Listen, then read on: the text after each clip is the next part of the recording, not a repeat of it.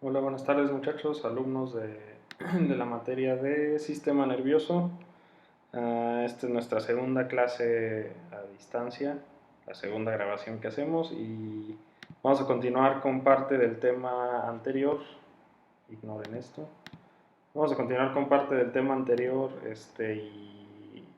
y el estudio estructural del sistema nervioso, específicamente del cerebro. Ya estuvimos analizando algunas de las generalidades del cerebro como órgano principal o uno de los órganos principales del sistema nervioso, hablando exclusivamente del sistema nervioso central. Esta primera parte de las clases o esta unidad la vamos a estar enfocando específicamente en el sistema nervioso central, aunque el sistema nervioso periférico no va a quedar del todo fuera de nuestro estudio. Y el día de hoy, como continuación a la clase anterior, vamos a revisar algunas de las regiones y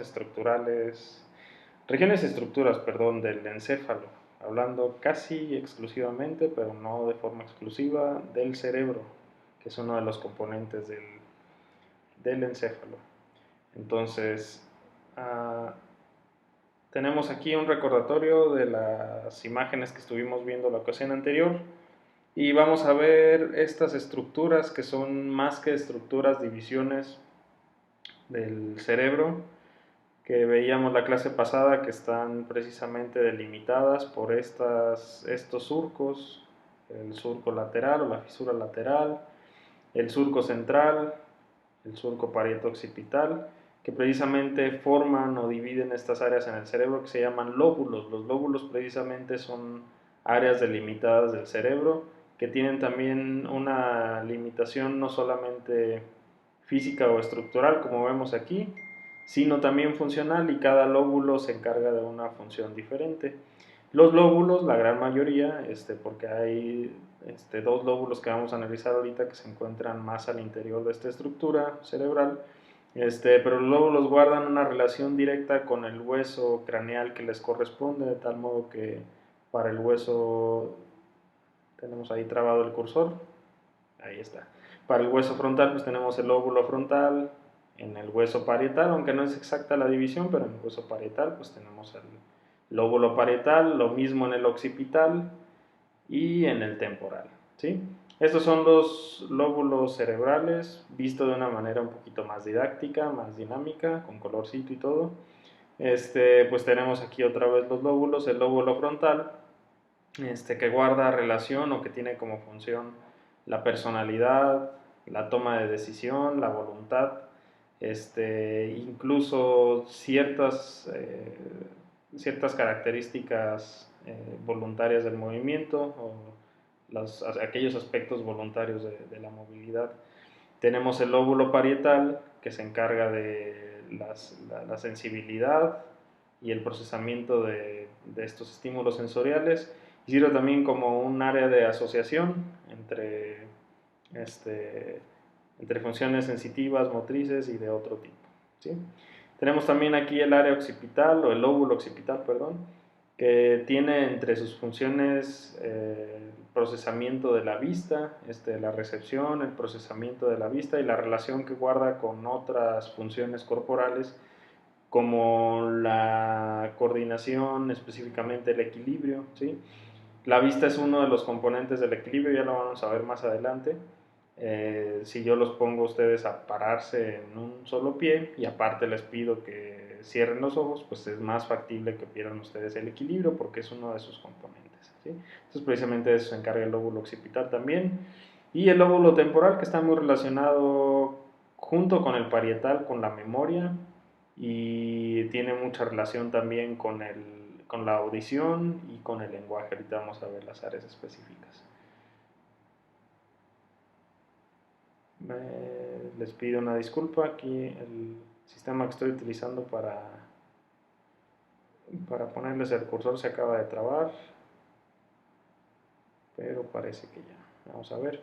Pues miren, ahí se quedó la imagen del cursor viejito, ignórenla. Ahora es este cursor el que funciona. Les decía, estos son entonces los lóbulos principales, pero tenemos otros dos lóbulos que se encuentran en porciones más internas del cerebro, perdón. Uno es el lóbulo de la ínsula. No sé qué está ocurriendo con el cursor, discúlpenme, pero ignoren cuando pase eso. Uno es el lóbulo de la ínsula, que se encarga precisamente del procesamiento del dolor y de las sensaciones viscerales, que se encuentra justamente inferior al lóbulo frontal y a la altura más o menos del lóbulo temporal, ¿sí? En otras ocasiones o para otros autores, la ínsula es considerada una estructura, no un lóbulo precisamente, sino una estructura cerebral, es válido también. Y tenemos este otro lóbulo, que es el lóbulo límbico. Si ustedes ven, es como el doblez. Esta es una vista de un corte del cerebro en el que se aprecia la región interna de uno de los hemisferios. Y en esta vista pues se ve cómo el hemisferio guarda este hemisferio cerebral guarda su doblez hacia abajo, y es lo que tiene contacto directamente con esta estructura que decíamos que se llama cuerpo calloso. Y esta última parte de ese, si lo podemos llamar así, de ese doblez, precisamente es el lóbulo límbico, que tiene relación también con la memoria, otros tipos de memoria y varios tipos de memoria, con las emociones, con el estado de alerta, incluso una participación indirecta con el procesamiento de la temperatura corporal, etc. ¿Sí? Eso hablando de los otros lóbulos. Entonces tenemos los lóbulos principales que podemos encontrar en una imagen externa, que es el lóbulo frontal. Aquí quizá como una parte muy importante, pues también faltaría el procesamiento motriz dentro de las descripciones, el lóbulo parietal, el occipital, el temporal, lóbulo de la ínsula y el lóbulo límbico. Y hay otra división, otra forma de dividir al cerebro, que es un poco relativamente más reciente, aunque ya va más o menos un siglo de que, o un poco menos, de un siglo de que se acuñó esta división, y es una división citoorganizacional, es decir, que es una organización o la forma en la que se dividen las células cerebrales por organización de acuerdo a la función que tienen y a la estructura que guardan los cuerpos celulares de las neuronas que se encuentran en esas áreas, que precisamente se llaman o se denominan áreas de Brodmann. Cada área de Brodmann pues fue un estudio que se realizó precisamente, les digo, hace casi un siglo, mediante tinción, estimulación eléctrica y etcétera, y se determinó la función que tiene cada área del cerebro, y precisamente se denominan en honor a quien hizo este estudio, se denominan áreas de Brodmann. Las áreas de Brodmann guardan entonces función directa con la relación que esa área del cerebro tiene.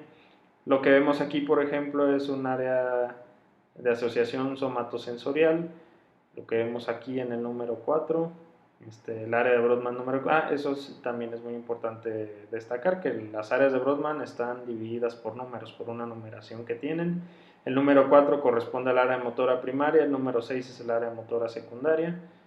Son de las áreas más importantes. Ahorita vamos a hacer una actividad donde van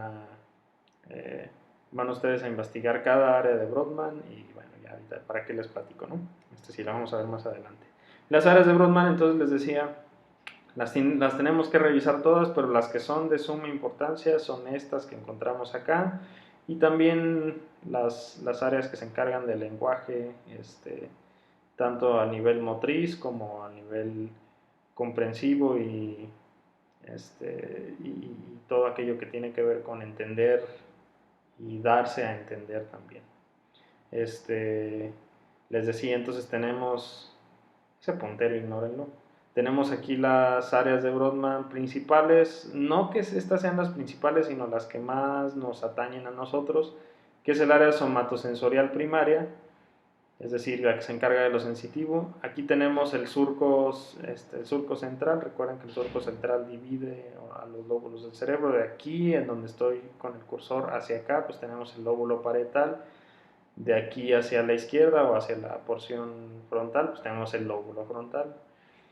Después de este surco hacia adelante, pues tenemos el área motora primaria dentro del lóbulo frontal, y justo por delante de ella el área premotora o el área motora secundaria, ¿sí? Son los lóbulos principales, las áreas, perdón, de Brodmann principales. No quiero decir principales, más bien quiero decir que más tienen relación con el trabajo que nosotros desempeñamos. Tenemos aquí otras dos áreas que también nos interesan mucho, tanto por la clínica del paciente como por el ámbito terapéutico que puede llegar a desarrollar la fisioterapia, y son precisamente las áreas de Broca y las áreas de Wernicke, que si nosotros revisamos en esta otra imagen, corresponden a las áreas 44 y 45, que sería el área de Broca, y el área 39 sería el área de Wernicke. ¿De qué se encargan? Pues el área de Broca se encarga precisamente de todo aquello que tiene que ver con la motricidad para el lenguaje, es decir, todo lo que necesita hacer el cuerpo para producir sonido de lenguaje, ¿sí? Mover la boca, mover la lengua, mover toda la musculatura que se precisa mover, afinación de las cuerdas vocales, etc. Y el área de Wernicke es el área también, es un área de lenguaje, pero que se encarga más específicamente de la comprensión, se encarga más específicamente de darse a entender, se encarga más específicamente de la intención que tiene el lenguaje. Esto es lo motriz, esto es lo grueso, y esto es lo cognitivo, digamos, del lenguaje, ¿sí? Vean cómo hay una conexión por el fascículo arqueado que conecta precisamente lo cognitivo, lo intelectual con lo motriz, ¿no? Con no nada más producir sonidos, sino que tenga un sentido. Eso es lo que le da sentido al lenguaje hablado, tanto para comprenderlo como para realizarlo. Una conexión muy importante esta que cabe destacar, muy importante esta que tenemos acá, si no, pues hablaríamos sin sentido, aunque a veces sí lo llegamos a hacer, ¿verdad? Tenemos también estas otras estructuras que ya no guardan relación directa en las divisiones que tenemos acá. Entonces son las áreas principales. Recuerden que el tema son áreas y estructuras principales del encéfalo. Estas son divisiones citoorganizacionales, las áreas de Brodmann. Y lo que vamos a ver acá a continuación es otro tipo de estructura, ya hablando propiamente de las estructuras intraencefálicas, que se llaman ventrículos cerebrales, ¿sí? En algún momento vimos en clase los ventrículos cerebrales. Los ventrículos cerebrales se encuentran, bueno, lo vimos, me refiero a que platicamos acerca de los ventrículos, se encuentran en el interior del encéfalo, y son cámaras. Aquí vemos como si fuera una estructura, pero en realidad es como si fuera pues un espacio vacío dentro del cerebro. Precisamente guardan o tienen la función de almacenar líquido cefalorraquídeo, y no solamente almacenarlo, sino que dentro de ellos, de estas estructuras, se encuentran otras estructuras que se encargan de producirlo, de filtrarlo, ¿sí? Estas estructuras son los plexos coroideos, es esto que estamos viendo aquí, y vean cómo esta cámara es o este ventrículo, que es el ventrículo lateral, es uno de los ventrículos laterales, pues tienen este espacio, ¿no? Que es aquí donde va el líquido cefalorraquídeo, pero esto es solamente el almacenamiento en donde se forma. Uno de los lugares principales donde se forma es esta estructura, que es el plexo coroideo. Voy a pausar la grabación y voy a hacer un segundo video de esta clase, que creo que solamente va a necesitar 2 videos.